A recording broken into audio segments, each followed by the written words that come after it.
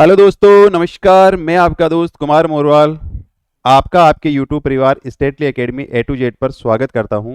Time and work में जितने part हो चुके उन सब में आपने देखा होगा कि नए नए अलग अलग टाइप के सवाल हमने उठाए हैं। एक टाइप के सवाल को एक पार्ट में मैंने करवाया है, उसमें भी बिल्कुल जीरो लेवल से हीरो लेवल वाले सारे क्वेश्चन हमने अटैच किए हैं। ठीक इसी तरीके से आज हम एक नया टाइप लेते हैं और बहुत मज़ेदार टाइप है, बहुत ही शानदार टाइप है, जिससे क्वेश्चन उठने की बहुत ज़्यादा संभावना रहती है। तो अगर आप इस चैनल पे नए हैं तो प्लीज़ चैनल को सब्सक्राइब कर लीजिए और क्लास को लाइक कर दीजिए, ताकि सभी आने वाली क्लास का नोटिफिकेशन सबसे पहले आपको मिल सके। चलिए स्टार्ट करते हैं क्लास को। हम जो नया टाइप देखने जा रहे हैं उसमें आप ये देखोगे कि भाई जैसे मान लो कि ए और बी नाम के दो व्यक्ति हैं। ए और बी दो नाम के दो व्यक्ति हैं जो किसी काम को मान लो डी दिनों में कर रहे हैं। कितने दिनों में? डी दिनों में। ठीक है ना। मैं यहां से बहुत कुछ समझाने वाला हूं आपको। ये ए और बी नाम के जो व्यक्ति हैं वो डी दिनों में कर रहे हैं। अगर मैं बात करूं कि भाई ए कितने दिनों में काम करेगा, तो आप कहेंगे जी दोनों को अगर डी टाइम लग रहा है तो केवल अकेले ए को इससे ज्यादा टाइम लगेगा। और इससे ज्यादा टाइम लगेगा मतलब मैं इसको मान लेता हूं कि इसको डी प्लस ए टाइम लग रहा है। इससे तो ज्यादा लग रहा है, मतलब टोटल वर्क टोटल टाइम कितना लग रहा है? डी लग रहा है। किस किस को? ए और बी अगर एक साथ काम करते हैं तो उनको टाइम डी लग रहा है। ठीक है। अगर मैं अकेले ए की बात करूं तो अकेले एक का मैं टाइम और ऐड करूंगा, क्योंकि उसको तो ज्यादा लगेगा, इससे तो ज्यादा ही लगेगा। ठीक इसी प्रकार मैं बात करूं कि भाई बी को कितना टाइम लगेगा, तो आप कहेंगे जी डी प्लस बी लगेगा। अगर अकेला बी काम करना चाहे तो इस टाइम से तो उसको ज्यादा ही लगेगा। ठीक है।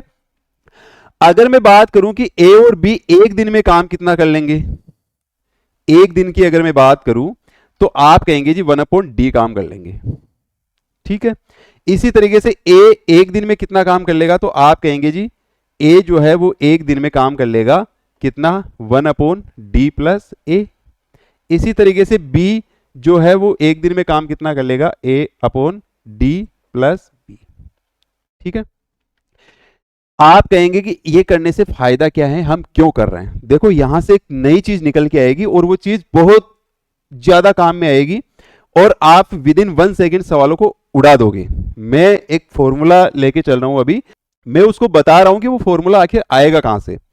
तो आप देखोगे कि अगर मैं इस a प्लस बी के एक दिन के काम में से अगर ए का एक दिन का काम घटा देता हूं, तो क्या मैं ये कह सकता हूं कि बी का एक दिन का काम आ जाएगा? या फिर यूं कहें कि ए और बी के एक दिन के काम में से अगर मैं बी का काम घटा दूं एक दिन का, तो क्या ए का एक दिन का काम आ जाएगा? तो मैं दोनों में से कोई एक ले रहा हूं। जैसे मैंने लिया कि ए प्लस बी का एक दिन का काम माइनस ए का एक दिन का काम, किसके बराबर होगा? किसके बराबर नहीं होगा? क्या निकल के आ जाएगा भाई? अगर ए और बी के एक दिन के काम में से अगर ए का एक दिन का काम अगर घटा देंगे तो किसका काम आ जाएगा? बी का काम, यानी बी का एक दिन का काम आ जाएगा। बी का एक दिन का काम आ जाएगा। ठीक है। यानी अगर आप इस 1/d में से 1/d प्लस ए को घटाते हैं तो आपके पास 1/d प्लस बी आ जाएगा। ठीक है। एक दिन का काम तो यही है। मैं इसको जैसे ही घटाता हूं, अगर एलसीएम लेता हूं, तो आप ये देखोगे कि भाई d और d प्लस ए इसका एलसीएम आ रहा है, तो ऊपर क्या बचेगा? ये d प्लस ए और माइनस का d इज इक्वल किसके हैं? 1/d प्लस बी के। d से d कैंसिल हो गया। इस a को जो है इससे गुणा करना पड़ेगा, यानी मैं यहां कर देता हूं कि AD, ए को डी से गुणा करोगे AD plus AB is equal किसके हो जाएगा? आप देखोगे इस D को अगर आप गुणा करते हैं तो D स्क्वायर और बराबर प्लस D स्क्वायर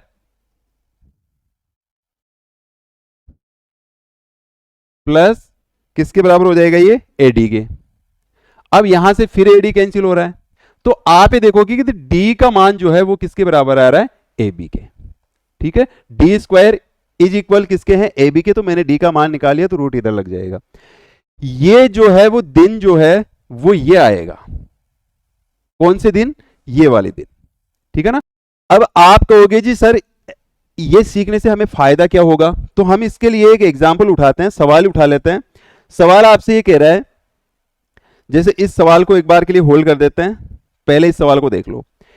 P किसी काम को पूरा करने में P और Q की तुलना में 4 घंटे अधिक समय लेता है, ठीक है, जबकि Q को P और Q की तुलना में 9 घंटे अधिक समय लगता है।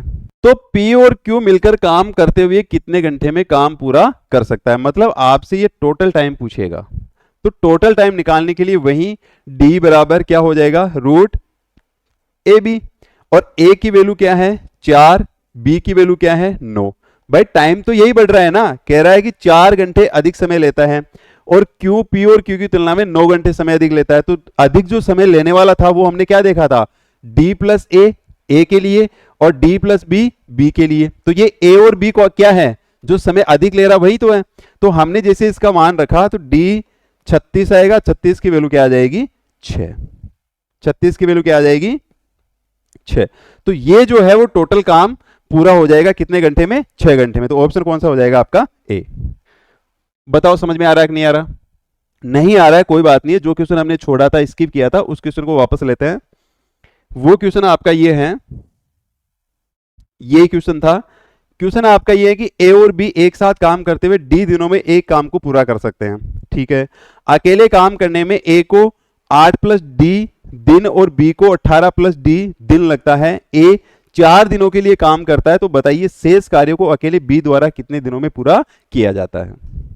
अगर मैं टोटल डेज की बात करूं तो यहां से आप डी बराबर निकाल सकते हैं, कितना कितना, रूट ए की वैल्यू कितनी है 8 और गुणा 18, ठीक है। देखो डी दिनों में कर रहा है, डी प्लस 8 है यानी ए की वैल्यू क्या है 8 है, और डी प्लस 18 है यानी बी की वैल्यू क्या है 18 है। तो टोटल डेज क्या आ जाएगा 18 टे 144, 144 की वैल्यू कितनी आ जाएगी 12, यानी डी की वैल्यू आपके पास 12 आ गई। अब अगर मैं अलग अलग निकालना चाहूं तो देखो ए को कुल कितने दिन लग जाएंगे, ए को दिन लगेंगे, आप कहेंगे जी ए को दिन लगेंगे 8 प्लस 12, 8 प्लस 12 यानी 20 दिन लग जाएंगे। किसको, ए को। ठीक इसी प्रकार बी को कितने दिन लग जाएंगे, तो आप कहेंगे जी 18 प्लस 12 यानी 30 दिन लग जाएंगे, ठीक है।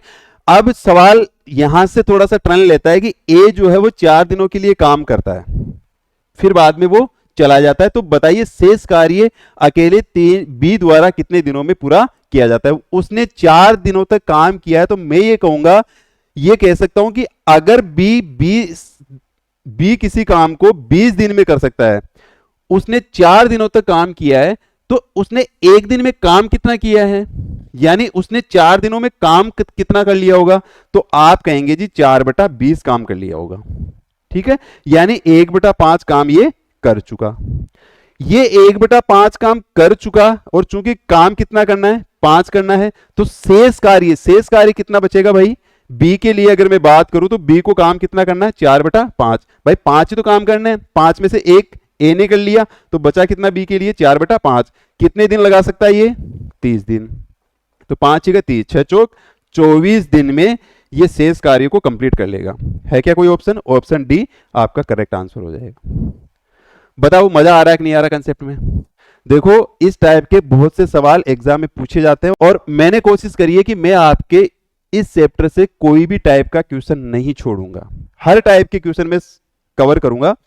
अब आगे चलते हैं, देखो क्वेश्चन में, ये क्वेश्चन हमने कर ही लिया है, आगे का क्वेश्चन देखते हैं। तो क्वेश्चन में आप देखोगे कि ए और बी एक साथ x-2 दिनों में एक निश्चित कार्य पूरा कर सकते हैं। एक साथ ए और बी एक साथ इस किसी कार्य को x-2 दिनों में पूरा कर सकते हैं, यानी ये x-2 जो है उसको हम मान लेते हैं कि ये कंप्लीट क्या है डी है, ठीक है। वहां डायरेक्ट अपने को दिन दिए हुए थे, यहां x-2 ये अपने आप में ही डी है, इसको डी मान लो, थोड़ी आसानी रहेगी क्वेश्चन सोल्व करने में। अकेले कार्य करते हुए ए और बी को क्रमशः इतना इतना टाइम लगता है, ठीक है, समान कार्य कर सकते हैं। ए और बी एक साथ समान कार्य के 2/3 को कितने समय में पूरा करेंगे। देखो क्वेश्चन ने कहा है 2/3, यानी पूरा काम नहीं करवाना है, कितना काम करवाना है 2/3 ही काम करवाना है पूरे काम का। तो जब हमने इसको डी माना है पूरे को, तो क्या x की वैल्यू d+2 आ जाएगी, सही कह रहा हूं, x की वैल्यू अगर d+2 आ जाएगी तो भाई जहां जहां x है वहां वहां रख दीजिए, यानी a को काम करना पड़ेगा कितना, x की वैल्यू d+2 और +2.5 यानी d+4.5, और b को कितना काम करना पड़ेगा, तो आप कहें जी x की जगह हम रखेंगे d+2 और प्लस का 6 यानी d+8, d+8। तो भाई d की वैल्यू क्या आ जाएगी, तो आप कहेंगे जी ये 4.2 इंटू 8 कितना आ जाएगा 36, और 36 का रूट कितना होता है 6। लेकिन क्वेश्चन ने ये कहा है कि भाई इसका 2/3 ही करवाना है, तो मैं इसका जैसे ही 2/3 करूंगा 3 दूनी 6, 2 दूनी 4, तो 4 दिन में ये पूरा काम निपटा देगा। कौन, ए और बी। तो 4 दिन कहीं है ऑप्शन में, ऑप्शन बी आपका करेक्ट आंसर हो जाएगा। बताओ कितने लोगों को ये बात समझ में आ गई है ना जी। अगर इस टाइप के सवाल आपके एग्जाम में आते हैं तो बिना देखे विद इन 1 सेकेंड आप इसको उड़ा सकते हैं। देखो सारा गेम जो है वो प्रैक्टिस का है, जब आप बार बार इसकी प्रैक्टिस करेंगे तब जाके सारा कंसेप्ट आपका क्लियर हो जाएगा। इसी टाइप का दूसरा सवाल और देखते हैं। सवाल आपसे कह रहा है कि P को A कार्य करने में Q से 7 दिन अधिक और R से 16 दिन अधिक लगते हैं। R उतना ही कार्य करता है जितना P प्लस Q एक साथ काम करता है। यदि P और R 7 दिन काम करते हैं तो R शेष काम को कितने दिन में करेगा। देखो अगर आप क्वेश्चन की इस लाइन को देखते हैं, R उतना ही कार्य करता है जितना P और Q करता है, यानी मैं ये कह सकता हूं कि भाई इस R ने जो है वो काम किया है कितना, जितना P और Q ने किया है, P और Q ने मिलकर किया है, ठीक है ना। तो ये बराबर काम हो गया। अब जो है ये कह रहा है कि Q से 7 दिन अधिक और R से 16 दिन अधिक लगते हैं। किसको, P को। ये P और ये Q। Q से तो कितने दिन अधिक लग रहे हैं, 7 दिन अधिक लग रहे हैं, यानी प्लस के 7 दिन, और R से इसको 16 दिन अधिक लग रहे हैं। R से कितने दिन, 16 दिन अधिक लग रहे हैं। काम करते हैं, यदि P और R 7 दिन काम करते हैं तो R शेष काम को कितने दिन में करेगा। मैं ये कह रहा हूं आपसे कि भाई अगर मैं इस काम को D मान लूं या X मान लूं, जो भी आपको सुविधा बने, जैसे मान लो मैंने इसको X मान लिया, हम D मान के चल रहे थे लेकिन अब मैं आपको X मान के बता रहा हूं। D X इसको मैं मान लेता हूं, तो आप ये कहोगे कि भाई R को हमने X मान लिया तो P की वैल्यू क्या होगी, तो आप कहोगे जी सर P की वैल्यू X प्लस 16 होगी। ठीक है, ज्यादा ले रहा है ना इससे। अब इसकी हम बात करें तो क्या ये X प्लस 9 होगा, दोनों का डिफरेंस कितना है, 9 ही है। तो इसको जो टाइम लगेगा वो X प्लस 9 लगेगा और इसको जो टाइम लगेगा वो X प्लस 16 लगेगा। तो भाई यहां से X की वैल्यू क्या आ जाएगी, आप कहोगी जी इसकी वैल्यू 16 इंटू 9 यानी 144। 144 का रूट कितना होता है, 12। ये आपके पास इसकी वैल्यू आ चुकी। X की वैल्यू मतलब D की वैल्यू। यदि P और R 7 दिन काम करते हैं, मैं ये कहता हूं कि P का काम कितना हो गया, तो आप कहोगे कि जी 12 प्लस 16, X की वैल्यू रख दी, कितना आया 28 दिन। कितना आया भाई 28 दिन। और Q का काम कितना आ गया, तो आप कहोगे जी Q का काम आ गया 12 प्लस 9, कितना आ गया 21 दिन। लेकिन Q का निकालने से मतलब ही नहीं है, क्योंकि हमें तो P और R से काम करवाना है। तो R की वैल्यू कितनी आ गई, R की वैल्यू आ गई 12। क्यों, क्योंकि इस R को ही तो हमने X माना है, तो X की वैल्यू कितनी आई है 12, तो R की वैल्यू कितनी है 12। P और R 7 दिन काम करते हैं, तो R शेष काम को कितने दिन में करेगा। तो अब आप ये देखोगे कि भाई P ने जो है वो 28 दिन काम किया है, लेकिन 7 दिन तो वो 7 काम करता है, तो क्या मैं ये कह सकता हूं कि उसका एक दिन मतलब 7 दिन में उसने काम कितना कर लिया होगा 28 में से, तो आप कहोगे जी 7/28 कर लिया। 7/28 काम P ने कर लिया, तो इसने काम निपटा कितना लिया, तो आप कहेंगे जी इसने 1/4 भाग काम कर लिया।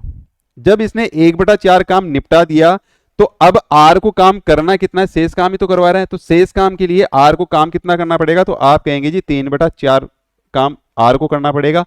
कितने दिन में करना पड़ेगा, 12 दिन में, इंटू 12, 4 थी 12, 3 थिया, तो ये टोटल क्या है 9 दिन आ जाएगा। अब 9 दिन ये पूरा नहीं लेगा, कारण इसका कि 7 दिन तो इसने 7 ही काम कर लिया P और R के।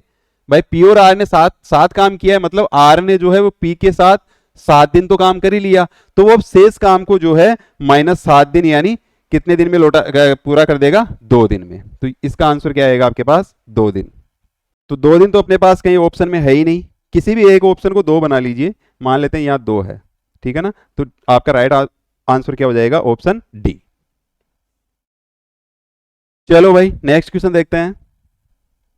नेक्स्ट क्वेश्चन आपसे कह रहा है कि ए किसी काम को करने में बी से 24 दिन और सी से 32 दिन ज्यादा लेता है, सी अकेला उतना काम करता है जितना ए और बी मिलकर करते हैं, ए बी और सी तीनों अलग अलग कितने दिनों में करेंगे? बहुत ही प्यारा सवाल है।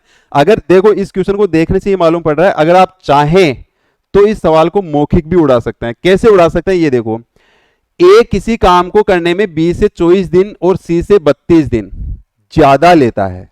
क्या लेता है? ज्यादा लेता है। अगर मैं इस लाइन पे जोर डालता हूं तो मैं इसको मौखिक उड़ा सकता हूं।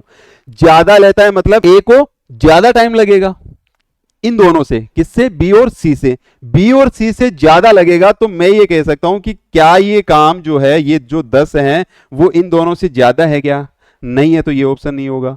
क्या ये इन दोनों से ज्यादा है क्या? नहीं है, तो ये भी ऑप्शन नहीं होगा।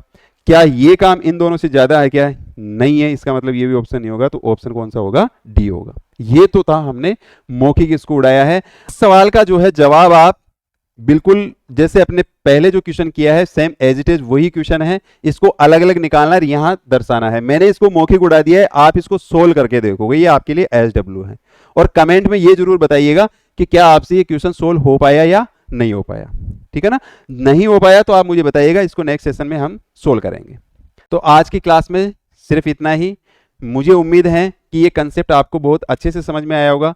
अगर समझ में नहीं आया है तो दोबारा इस क्लास को देखिएगा, और अगर अभी तक आपने चैनल को सब्सक्राइब नहीं किया है तो प्लीज़ चैनल को सब्सक्राइब कर लीजिए, बेल आइकन का बटन दबा लीजिए और ज़्यादा से ज़्यादा लोगों के साथ में इसको शेयर कीजिए। धन्यवाद।